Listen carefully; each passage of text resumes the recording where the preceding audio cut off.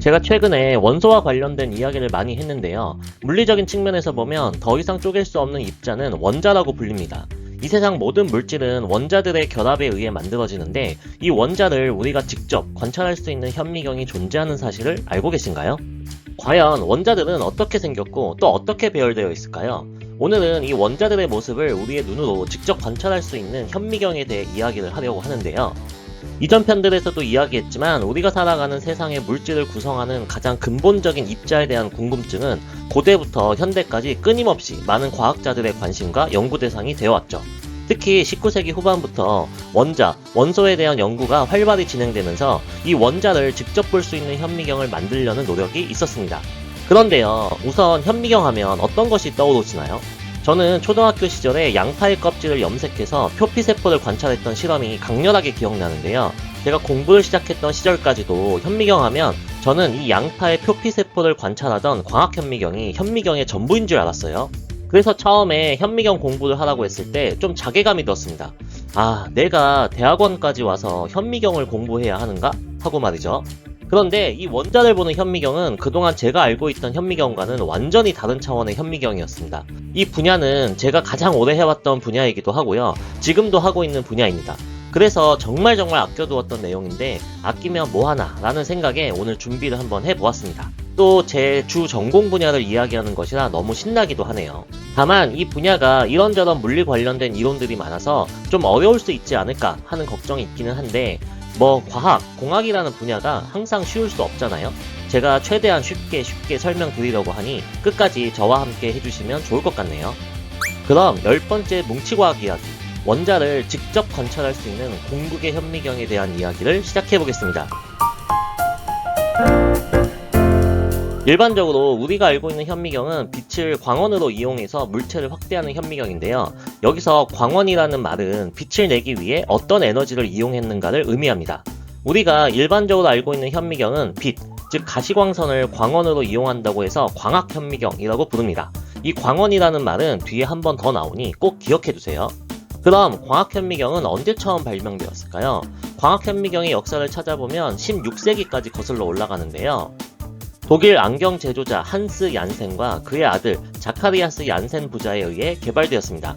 얀센 부자가 만든 현미경은 3개의 관과 2개의 렌즈를 이용하여 망원경의 형태로 만들어진 것으로 접었을 때에는 3배 정도 확대가 되고 관을 최대로 펴면 10배 정도까지 관찰이 가능했다고 하네요. 얀센 부자가 만들었던 것처럼 광학현미경은 여러 렌즈를 이용하여 물체를 확대하는 원리인데요. 처음 발명된 이후 광학현미경은 물체를 더 많이 확대하면서 또렷하게 볼 수 있게 지속적으로 발전되어 왔습니다. 자, 그럼 살짝 퀴즈를 한번 내볼까요? 광학현미경으로 볼 수 있는 배율의 한계가 있을까요? 실제로 광학현미경의 배율에는 한계가 있는데요. 그 한계를 대략 2000배 정도라고 이야기합니다. 그런데 그 이유가 뭘까요? 고배율용 렌즈를 만들기 어려웠을까요? 아니면 만들어진 렌즈를 구조적으로 배치하는 게 어려웠을까요? 렌즈를 이용해서 배율을 무한정 올리는 것은 기술적으로 얼마든지 극복 가능한 부분입니다. 그럼 어떤 이유로 광학현미경은 배율에 한계가 있을까요? 광학현미경의 한계는 렌즈나 구조적인 문제가 아니라 이미 태생적으로 그 한계가 정해져 있다는 것을 알고 계신가요? 뉴턴이나 아인슈타인이 살아 돌아와도 그 태생적 한계를 극복할 수 없습니다. 그리고 어떻게 보면 광학현미경의 태생적 한계를 만든 이유가 오늘 이야기의 가장 중요한 핵심이 될 수 있는데요. 왜 광학현미경은 배율을 올리는데 태생적인 한계가 있을까요? 혹시 초점을 맞춘다라는 이야기 들어보셨어요? 요즘 우리가 흔하게 들고 다니는 스마트폰도 광학줌 기능이 있어서 확대가 어마무시하게 되죠. 그런데 확대를 계속 해보면 어떤가요? 확대가 되면 될수록 초점을 선명하게 맞추는 것이 정말 어려워집니다. 사물을 또렷하게 구분할 수 없게 되는 것이죠. 이런 현상을 전문용어로 분해능이라고 하는데요. 단어 뜻 그대로 이야기해서 물체의 실체를 또렷하게 분해할 수 있는 능력이라고 생각하시면 됩니다. 분해능을 좀 더 쉽게 설명을 하자면요. 예를 들어 2개의 원이 있는데 이 2개의 원이 1mm 정도 떨어져 있다고 할게요. 그런데 분해능이 좋지 않은 현미경을 이용하면 두 원이 1mm가 떨어져 있어도 이렇게 조랭이 떡처럼 보입니다. 2개의 원의 초점을 또렷하게 맞추지 못하는 것이죠. 말 그대로 이 두 원을 분해할 수 있는 능력이 떨어지는 것이에요. 즉, 분해능이 작을수록 미세한 차이를 잘 구별해주고 반대로 분해능이 높을수록 사물을 구별하는 성능이 떨어지게 됩니다. 그러니 무작정 배율을 키우는 것이 중요한 것이 아니라 이 분해능의 성능을 좋게 만드는 것이 더 중요한 요소가 됩니다. 그럼 갑자기 제가 왜 이 생소한 분해능이라는 것을 장황하게 설명하고 있을까요? 바로 이 분해능이 광학현미경의 배율을 태생적으로 제한하는 역할을 하고 있기 때문인데요. 분해능이라는 수치는 현미경에서 이미지를 만들기 위해 빛을 내는 에너지원인 광원의 파장에 의해 결정됩니다. 사실 이 파장이라는 게 눈에 보이는 것이 아니라서 좀 어려운 부분이지만 살짝 설명을 하고 넘어가자면요. 전에 초음파 편에서 주파수를 설명하면서 잠깐 언급을 하긴 했는데요. 주파수가 파동이 1초 동안 몇 번 진동을 나타내는 개념이라면 파장은 파동의 형태가 반복되는 주기성을 길이로 나타내는 개념입니다. 예를 들어 여기 칠판에서 볼 수 있는 것과 같은 파동이 있다고 해볼게요. 우선 딱 봐도 뭔가 규칙적으로 진행하고 있는 것이 보이죠. 그럼 그 규칙성을 한번 찾아보겠습니다.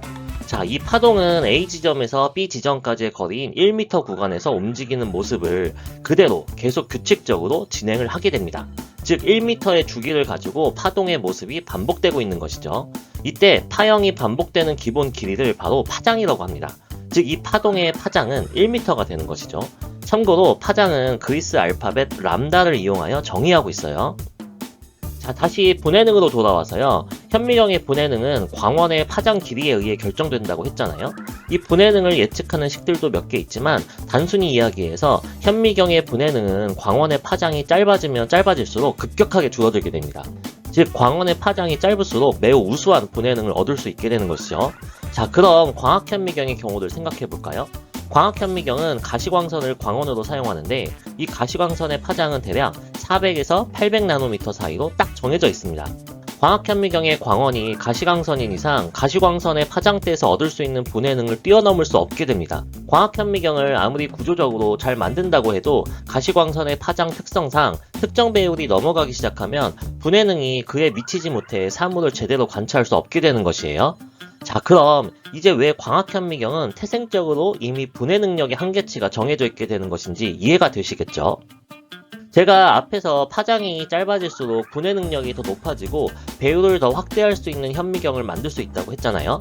그럼 더 짧은 광원을 사용하면 되는데 현미경으로 사용할 수 있는 여러 제약들을 고려하면 X선 정도가 있을 것 같네요. 그런데 이 X선은 만들 수 있는 방법이 다양해서 어떤 물질로 어떻게 X선을 발생시켰느냐에 따라 그 파장이 달라지게 되는데요. X선은 가시광선보다는 매우 짧은 파장을 가지고 있습니다. X선을 이용한 현미경의 개발도 꾸준히 이루어지고 있는데 최근 개발되고 있는 X선 현미경의 경우 광학현미경의 대략 5배 수준인 10,000배가 최고로 확대할 수 있는 배율인 것으로 조사되네요. 그런데 배율이 10,000배라는 게 체감이 되시나요? 생각보다 엄청난 배율인데요. 간단한 예를 들어볼까요? 보통 건강한 사람을 기준으로 머리카락의 두께를 100마이크로미터로 보는데 마이크로미터는 밀리미터의 1000분의 1이라고 했으니 머리카락의 두께는 0.1mm가 돼요. 사실 이 정도면 우리 눈으로 자세히 관찰하기가 불가능하죠. 그런데 배율을 10,000배로 보면 이 0.1mm짜리 머리카락을 마치 10,000mm, 즉 대략 10km 정도의 길이로 확대해서 볼 수 있는 것과 마찬가지입니다. 아주 자세히 관찰이 가능하겠죠. 자, 그렇다면 이 X선 현미경으로 원자를 관찰할 수 있지 않을까 하는 생각이 들 것 같기도 한데요. 이름도 뭔가 있어 보이고 멋있잖아요. 그럼 가능한지 아주 간단하게 계산을 한번 해볼게요. 제 채널에 자주 등장했던 티타늄을 예로 한번 들어보겠습니다. 티타늄 원자의 지름은 294피코미터인데 294피코미터이면 0.294 나노미터, 그리고 0.000294 마이크로미터, 그리고 0.00000294mm가 됩니다. 뭐 상상도 할 수 없을 만큼 작은 크기죠. 그러니 10,000배 정도의 배율로 보더라도 최대 0.00294mm로 밖에 확대가 되지 않으니 관찰이 불가능합니다. 물체 내에 원자를 관찰하기 위해서는 적어도 수백만 배로 확대가 가능해야겠죠. 그래서 더더욱 짧은 파장을 가지는 광원을 이용해서 아주 작은 것도 구별할 수 있을 정도의 분해능을 얻고 그걸 바탕으로 매우 높은 배율의 현미경을 만들어야 그때야 비로소 원자도 관찰 가능한 현미경을 만들 수 있게 됩니다. 파장의 길이가 짧다고 무조건 다 광원으로 사용할 수 있는 것은 아닌데요. 일단 X선보다 짧은 파장을 가지는 전자기파들은 현미경에 광원으로 사용하기에는 부족한 점이 좀 많이 있고요. 그럼 원자를 볼 수 있게 아주 짧은 파장을 가진 것을 찾아야 한다는 이 난제는 과연 어떻게 극복되었을까요? 이 난제를 극복한 과정을 보면 와, 소름이 돋을 정도로 천재다라는 생각이 들게 만드는데요. 잠시 뒤에 소개드릴 한 물리학자는 기존의 상식을 뛰어넘는 엄청난 아이디어를 이용하여 앞에 이야기한 난제를 극복합니다. 그 물리학자는 양자역학이라는 분야의 한 현상을 응용했는데요. 쉽게 얘기해서 양자역학은 아주 작은 영역에서 일어나는 물리현상을 연구하는 학문입니다. 그리고 그 물리학자는 양자역학에서 나온 파동, 입자의 이중성이라는 부분을 이용하여 짧은 파장을 가지면서도 현미경에 광원으로 사용할 수 있는 물질을 찾아냅니다. 자, 그럼 여기서 파동, 입자의 이중성이라는 것을 간단하게 이야기해보자면요. 모든 물질은 입자와 파동의 성격을 동시에 가진다는 것인데요. 예를 들어 테니스공이 있다고 해볼게요. 얘는 실체가 있잖아요. 무게도 있고 모양도 있고 눈으로도 볼 수 있죠. 당연한 얘기죠. 이런 것을 입자라고 부릅니다. 그런데 소리나 전파는 어때요? 분명 뭔가 있기는 한데 우리 눈으로 볼 수 없죠. 무게도 없고요. 모양도 없어요. 에너지만 전달되는 형태죠. 이런 것을 파동이라고 해요. 무슨 당연한 이야기를 하고 있어? 라고 생각하실 수 있는데 지금부터 양자역학의 진수가 나옵니다. 양자역학에 따르면 입자도 파동의 성질을 가지고 있고 파동도 입자의 성질을 가지고 있어요. 이게 파동, 입자, 이중성의 핵심 부분인데요. 테니스공에 대입해보자면 테니스공도 소리나 전파처럼 파장을 가지고 있다는 뜻이 됩니다. 즉 테니스공도 우리가 내는 소리의 성질을 일부 가지고 있다는 것이죠. 다만 테니스공 같은 경우에는 입자의 성질이 너무너무 크고 파동의 성질은 매우 약해서 우리는 그냥 입자의 성질만 느낄 수 있는 것이죠. 아마 이쯤 되면 이게 뭔 소리야 하실 것 같은데 원래 양자역학이 설명하기 어려운 학문이니 그냥 그렇구나 하고 넘어가시면 될 것 같습니다. 여기에서 중요한 것은 바로 입자도 가지고 있는 파동의 성질을 이용했다는 것인데요. 그렇게 새롭게 찾은 광원이 바로 전자입니다. 전자는 분명한 입자예요. 전자의 무게는 너무 작지만 무게가 있는, 실체가 있는 입자입니다. 그런데 정말 흥미롭게도 양자역학에 따라 이 전자도 파동의 성질을 가지고 있습니다. 물론 입자의 성질이 더 우세하기 때문에 파동의 성격은 그만큼 약하긴 하죠. 그리고 바로 이 점이 현미경에 사용하기 위한 전자의 최대 장점이 됩니다. 전자의 파장은 0.25나노미터로 측정되는데요. 실제 분석에 많이 사용되는 X선의 파장은 14나노미터 정도이니 전자의 파장은 일반적인 X선 분석기의 대략 50분의 1 수준밖에 안 됩니다. 사실 오늘 이야기를 최대한 줄여서 이야기를 하려고 했는데요. 이야기가 너무 길어 여러분들이 좀 지루해하지 않을까 하네요. 그래서 원자를 직접 관찰할 수 있는 최강의 현미경, 나머지 이야기는 다음 편에서 계속 이어가려고 합니다.